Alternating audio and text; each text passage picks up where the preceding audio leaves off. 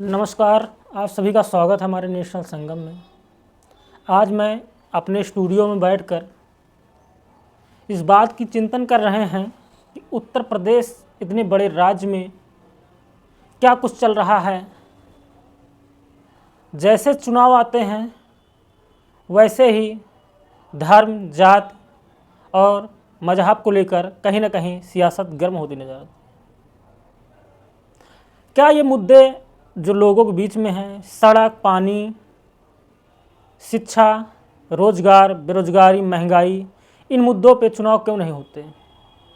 27 का चुनाव आने वाला है। उससे पहले देखा जाए तो प्रयागराज की घटना हो या बनारस की घटना हो, ये दोनों कहीं ना कहीं देखा जाए यूपी की राजनीति में एक गर्म जोशी के साथ जो है उभर रहे हैं।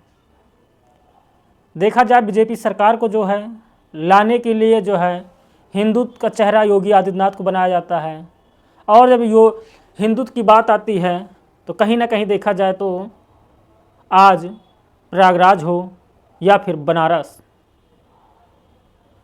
पुलिस से कहीं ना कहीं देखा जाए तो हमला होना या पकड़ा जाए, उनका चोटियों को घसीटा जाए, ये सब चीज़ किसके इशारों पर चल रही है?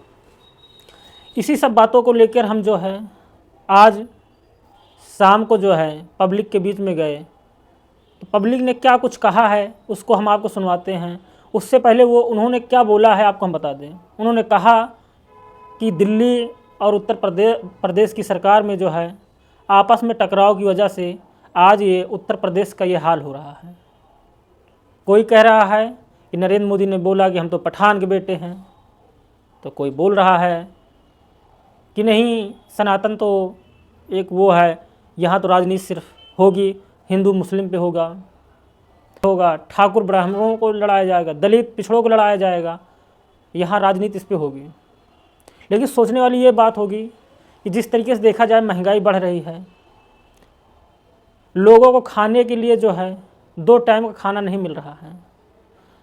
अभी उत्तर प्रदेश में किसी भी जगह पे एक भंडारा करा दीजिए या गरीबों में बंटवाने लगी ये खाना, तो बहुत सारे गरीब आ जाते हैं, धक्का खाएंगे, गिर जाएंगे।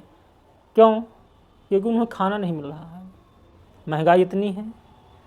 सरकार कहाँ जा रही है, सरकार किस मुद्दे पे काम कर रही है, ये तो आने वाला 2027 का चुनाव पब्लिक बताएगी। लेकिन विषय प्रयागराज की है, विषय बनारस का है। जिस तरीके से देखा जाए तो मंदिर तोड़ी गई, ये हम नहीं कह रहे हैं, ये विपक्ष के नेता आरोप लगा रहे हैं। लेकिन जिस तरीके से सूबे के मुखिया योगी आदित्यनाथ प्रेस कॉन्फ्रेंस करके बयान देते हैं कि ये AI के द्वारा बनाया गया वीडियो है, कुछ लोगों के ऊपर मुकदमा भी हो गया है। ये सब बातें आज हम क्यों कह रहे हैं? क्योंकि ये कहीं ना कहीं देखा जाए तो भारत की सबसे बड़ी राज्य उत्तर प्रदेश का ये हाल हो रहा है। क्या इस पर राजनीति होनी चाहिए या नहीं होनी चाहिए तो आप खुद ही समझ रहे हैं। लेकिन जिस विषयों पे नेताओं को, सत्ता हो या विपक्ष के नेताओं का आवाज़ उठाना चाहिए, रोडों पे आना चाहिए, उन मुद्दों को कहीं ना कहीं देखा जाए तो बाहर कर दिया गया है। बेरोजगारी कितनी बढ़ी है, नौकरियां नहीं मिल रही हैं, नौकरियां कागज़ों पे दी जाती हैं, विकास सिर्फ कागज़ों पे हुई है। हकीकत क्या है ये आप भी समझ रहे हैं। हमारा जो है शाम का जो कार्यक्रम हम पब्लिक के बीच में गए हैं, इसको आपको हम दिखाते हैं पब्लिक क्या बोल रही प्रयागराज बनारस के बारे में। ये दोनों को आप सुनिए, समझिए। उसके बाद जो है हमारे चैनल को अपने लोगों में जो है शेयर करिए। और प्लीज़ जिस तरीके से प्रयागराज हो या बनारस हो, लगातार देखा जाए तो तनाव बढ़ता हुआ नज़र आ रहा है। बीजेपी सरकार के ऊपर लगातार जो है सवालिया निशान खड़े हो रहे हैं। इसी को लेकर हम चर्चा करेंगे। दादा क्या नाम है आपका? PC चौबे है। क्या चल रहा है यूपी में जिस तरीके से देखा जाए मंदिर को लेके? यूपी में जो कुछ चल रहा है वो दिल्ली के इशारे पे चल रहा है, क्योंकि हमारे यहाँ मुख्यमंत्री जी कुछ नहीं कर पा रहे हैं। जो कुछ हो रहा है वो दिल्ली के इशारे पे हो रहा है। अभी देखिए हमारे यहाँ पर जो है बनारस में शंकराचार्य जी की पिटाई कर दी गई। उनके जो शिष्य थे, पढ़ने वाले बच्चे, उनका जो है शिखा उखाड़ लिया गया। उसके बाद जो है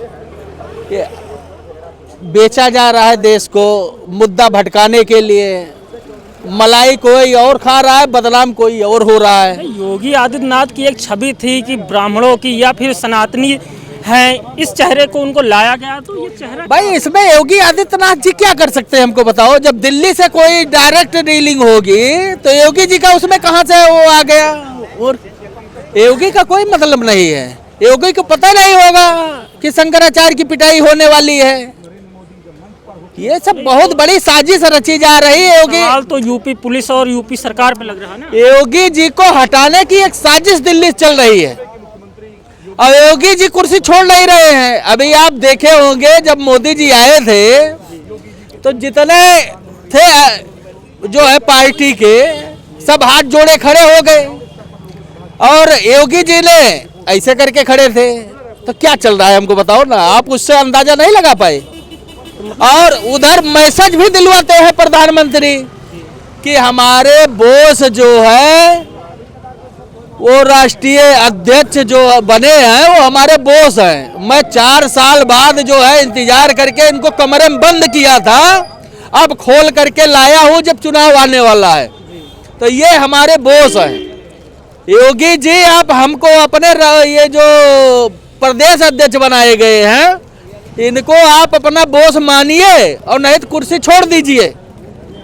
यहाँ पे ये चल रहा है। इसमें क्या है, दिल्ली द्वारा पूरा देश बेचा जा रहा है। ये चीज योगी जी को पसंद नहीं है।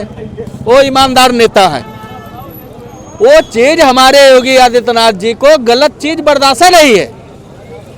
अब दोनों जगह के चक्कर में लड़ाई युद्ध चालू हो गया है कि हिंदू हिंदू को मरवा दो।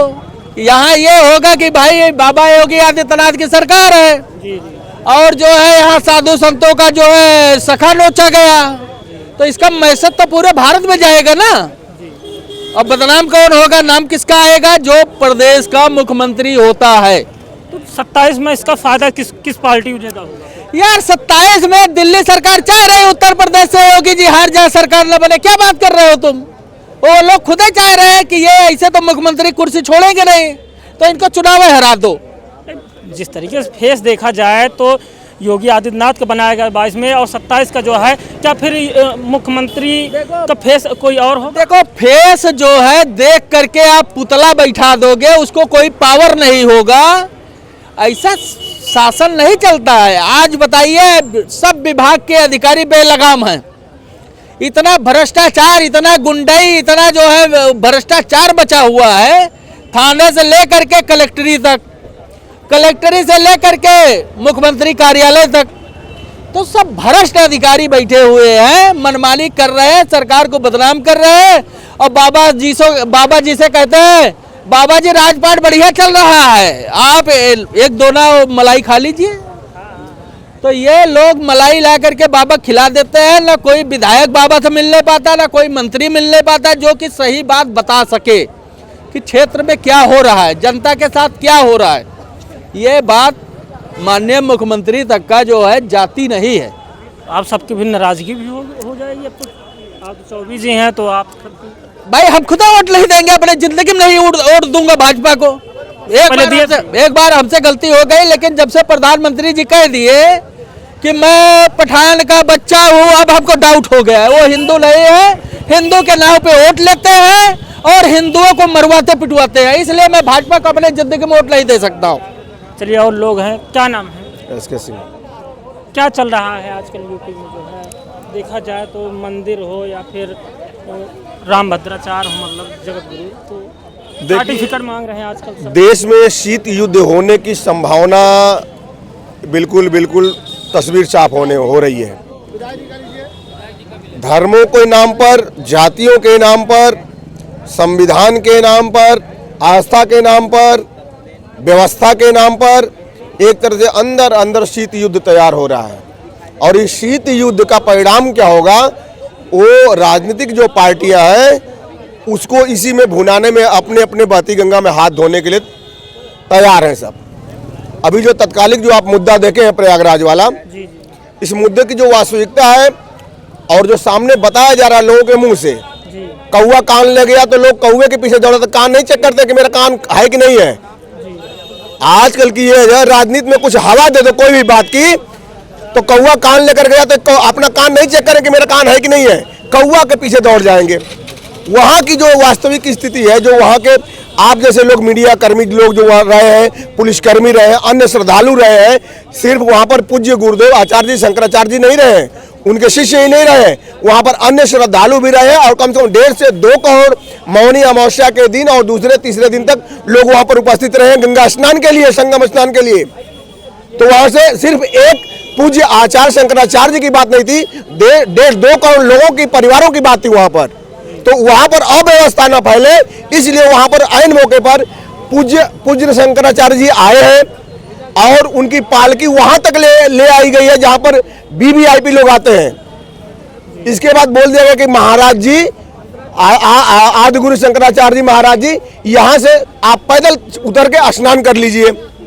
ये सवाल अब ये उठ रहा है, जैसे वो शंकराचार्य हैं, ठीक है, उन्हें वहाँ से पैदल जाया जाए, लेकिन जिस तरीके से देखा जाए मुख्यमंत्री हो या रक्षा मंत्री हो या फिर प्रधानमंत्री हो, उनके लिए तो वहाँ तक पूरा वीआईपी रहता है। कोई नहीं, ऐसे हमको बताओ ना, आपको यही भ्रम फैला रहे हैं आप लोग। पिछली बार जो है महाकुंभ 2025 में जो हुआ, कोई ऐसा प्रधानमंत्री भी आया तो क्या हेलीपैड लेकर सीधे गंगा के मध्य में उतर गए क्या?